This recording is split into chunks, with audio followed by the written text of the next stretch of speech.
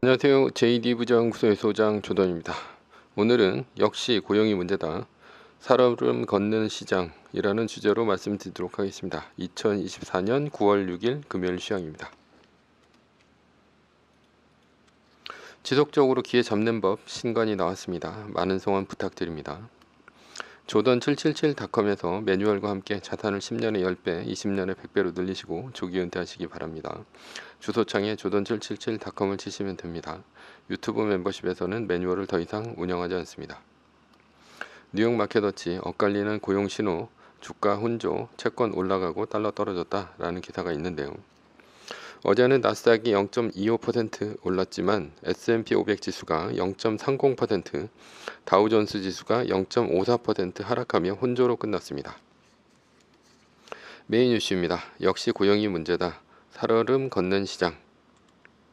어제 지표는 엇갈렸습니다. 서비스업 PMI가 51.5를 기록하며 확장세를 이어갔습니다. 어제 서비스업 PMI가 아니었다면 크게 하락했을 장입니다. 왜냐하면 ADP 전미 고용 보고서에서 민간 부문 고용이 예상치인 14만 4천 명을 크게 밑돈 9만 9천 명이었기 때문입니다. 물론 옐런의 정부 고용을 합치면 늘어나기는 하겠지만 시장은 정부 고용 마사지에 대한 의문을 품고 있는 듯합니다. 따라서 어제 주가는 혼조였습니다. 그 중에서도 어제 나스닥만이 올랐는데요. 매그니피센트의 주가가 크게 올라 나스닥을 양전하도록 만들었습니다. 테슬라의 로보택시로 요즘 테슬라가 상승세입니다. 그러나 나머지 매그니피센트 7의 주가 상승은 자사주 매입 때문으로 보입니다.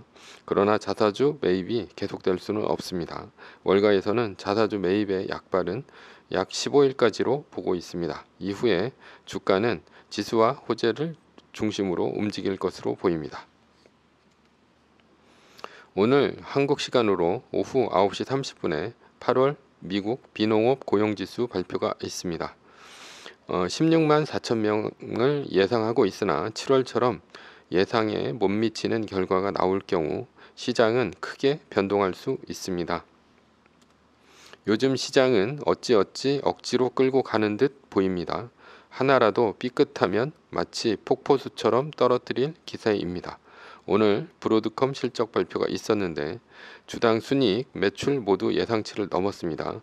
그런데 조정 전 EPS에 40센트 손실로 주가가 6% 넘게 빠지고 있습니다. 하긴 엔비디아는 모든 것을 맞췄는데도 예상보다 성장이 떨어진다 해서 크게 하락을 했죠. 그러니 예상에 못 미치면 그냥 박살입니다. 즉 꼬투리 잡히면 그냥 패대기 치는 것이 요즘 시장의 분위기라 할 수 있습니다. 결론입니다. 살얼음은 걷는 시장. 이제 시장은 인플레이션은 신경 안 쓰고 있습니다. 물가 지표는 볼 필요가 없습니다. 연준의 금리 인하는 9월부터 시작될 것입니다. 오늘 만약 고용이 안 좋게 나왔는데 연준이 그것 때문에 50bp B컷 금리 인하를 한다면 이러한 상황은 시장은 더 안 좋게 볼 수도 있습니다. 오늘 고용 대박을 기원합니다. 서브 이슈입니다. 버킷리스트를 만드는 이유. 결론부터 얘기하자면 껍데기의 각성 때문입니다. 우리가 살아가는 이유가 무엇일까요? 생존 본능과 번식 본능으로 살아갑니다. 생존 본능은 우리는 이 세상에 왜 왔는지 이유를 알지 못합니다. 그러나 이 세상에 왔다면 살아가야 합니다. 정글에서 갓 태어난 얼룩말도 사자를 보면 죽지 않기 위해 달립니다. 왜냐하면 죽지 않기 위해서죠. 따라서 가장 강한 본능이 바로 생존 본능이라 할 수 있습니다. 두 번째는 번식 본능입니다. 이 세상이라는 정글에 살아남았다면 다음으로 나오는 것이 바로 번식 본능입니다. 결혼을 하고 자식을 낳고 아이를 키우고 다시 그 자식을 결혼시키는 것 말이죠. 그렇다면 본능은 무엇일까요? 리처드 도킨스의 이기적인 유전자를 보면 우리는 유전자의 명령으로 움직입니다. 따라서 본능은 유전자가 시키는 짓이라 할 수 있습니다. 그래서 우리는 본능에 따라 움직입니다. 유전자는 죽지 말라 하고 번식하라 명령합니다. 그래서 우리는 생존과 번식을 당연한 것처럼 여깁니다. 그렇다면 자본주의 사회에서 살아남으려면 무엇이 필요할까요? 돈입니다. 우리는 오늘도 돈을 벌기 위해 우리의 시간을 쏟습니다. 아파트 대출 이자를 갚기 위해, 아이 학원비를 벌기 위해, 생활비를 마련하기 위해 돈을 법니다. 이런 모든 경제 활동은 생존 본능의 연장이라 보면 됩니다. 왜 살아야 하는지 답을 하자면 결국은 유전자 때문이라 할 수 있습니다. 그러나 우리는 가끔 생존 본능에 과도하게 집착하는 사람을 만나게 됩니다. 돈에 집착하는 구두쇠입니다. 자본주의 사회에서 살아남기 위해서는 돈이 필요하다 했습니다. 그래서 자본주의는 황금 맞는주의 사회입니다. 그런데 생존 본능에 과도하게 집착하면 돈에 집착하는 구두쇠가 됩니다. 그렇다면 돈을 얼마까지 벌어야 할까요? 여유가 있을 때까지라 할 수 있습니다. 이 얘기는 뒤에 다시 자세하게 말씀드리도록 하겠습니다. 그러나 구두쇠는 이미 먹고 살만 하지만 돈을 끊임없이 아끼고 또 아낍니다. 유전자의 생존 본능을 과도하게 해석해 돈에 집착하는 유형이라 할 수 있습니다. 따라서 이런 유형은 돈 때문에 인생을 낭비합니다. 돈만 벌다 죽는다는 얘기죠. 요즘 청년들도 생존 본능이 번식 본능을 앞선 세대라 할 수 있습니다. 왜냐하면 결혼을 하지 못할 정도로 삶이 위험하기 때문입니다. 나 혼자 살기에도 힘든 세상이기 때문에 번식 본능을 억누르고 솔로로 살아갑니다. 반대로 번식 본능이 생존 본능을 앞선 사람은 누구일까요? 자신의 집을 팔고 노후 자금을 털어서 자녀를 키우는 사람이라 할 수 있습니다. 서양은 자식을 낳고 아이를 키우기까지만 합니다. 20살이면 독립을 시키죠. 그러나 동양은 자식을 낳고 아이를 키우되 미래를 생각해 사교육비에 올인하고 결혼할 때 집까지 사줍니다. 그래서 자신의 연금은 자식의 전세금 이자로 저당 잡히고 좁은 집으로 이사 갑니다. 이런 사람이 번식 본능에 집착하는 사람이라 할 수 있습니다. 번식 본능 때문에 생존 본능을 결국은 위협받는 유형이라 할 수 있죠. 물론 여유가 있는 사람은 그렇게 살아도 됩니다. 그러나 한국에서는 대부분의 사람들이 아이 학원비에 수백만 원씩 매달 쓰면서 자신을 희생합니다. 그리고 노후를 자녀의 의지에 살거나 돈이 없어 노후를 망칩니다.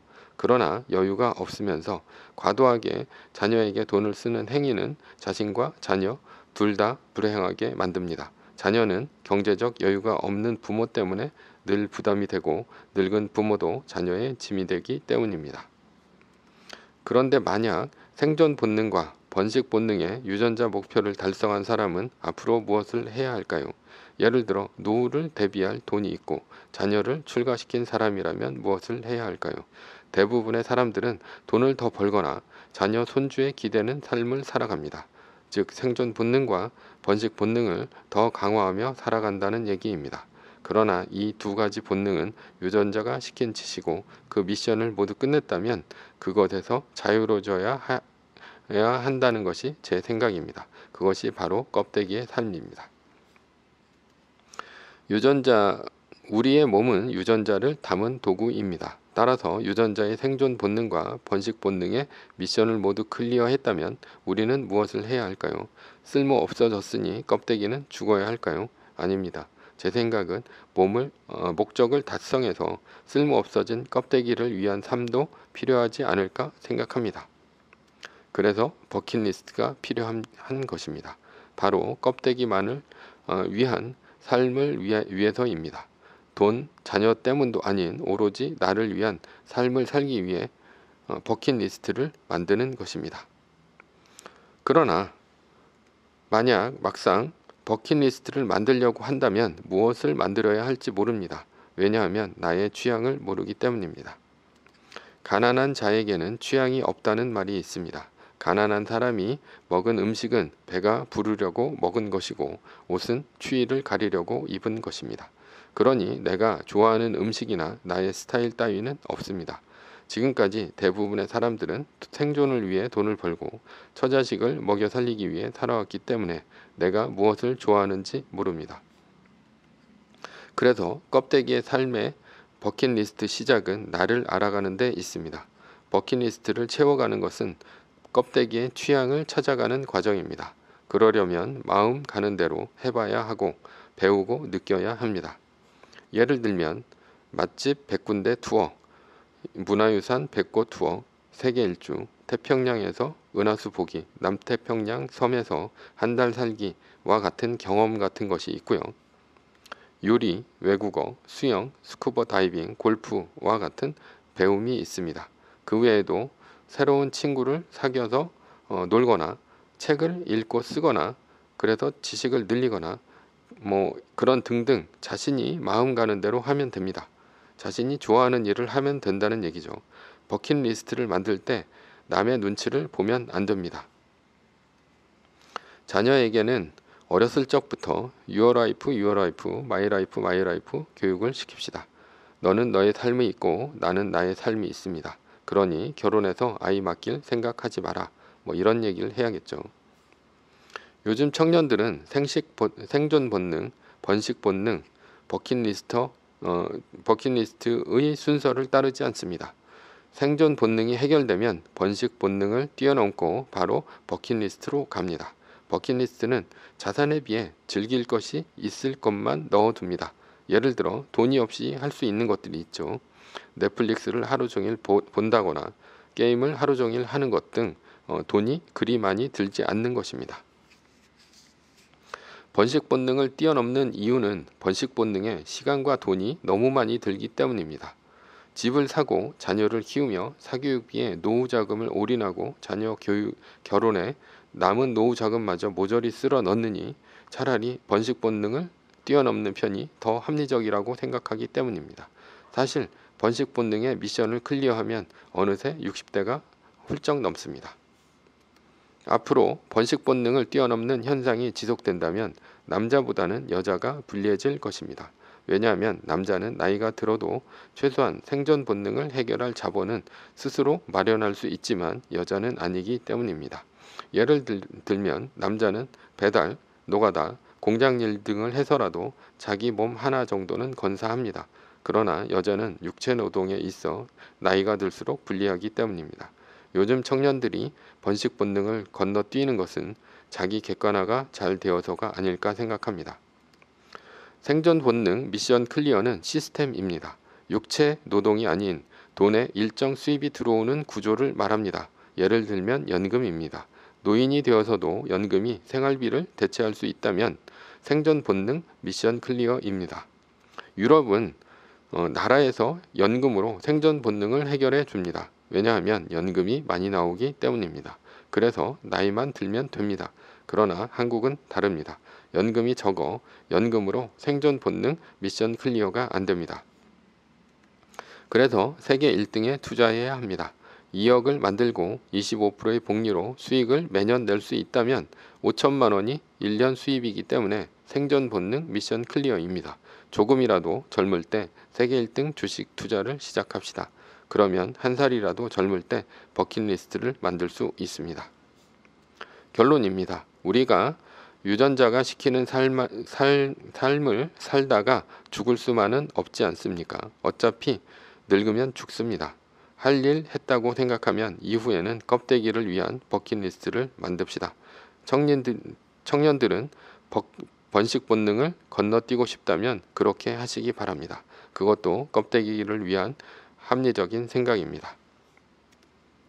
매뉴얼입니다. 세계 1등 주식은 전고점 대비 2.5% 떨어질 때마다 10%씩 팔면서 숏을 치며 리밸런싱을 하다가 나스닥 마이너스 3%가 뜨면 숏을 치며 말뚝을 박습니다. 그러다 반등이 시작되면 V자 반등 리밸런싱을 하면 됩니다.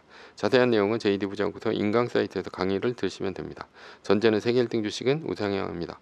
매뉴얼을 지키며 세계 1등에 투자하면 매년 25%의 복리로 10년간 10배, 20년간 100배로 재산을 불릴 수도 있습니다. 위의 상황은 매뉴얼일 뿐입니다. 따를 사람은 따르고 참고할 사람은 참고하시면 됩니다. 주식을 사고 파는 것에 대한 모든 책임과 이득은 본인에게 있습니다.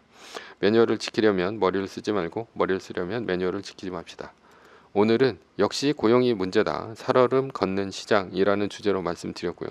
지금까지 JD 부장구소의 소장 조던이었습니다. 지금까지 들어주셔서 감사합니다.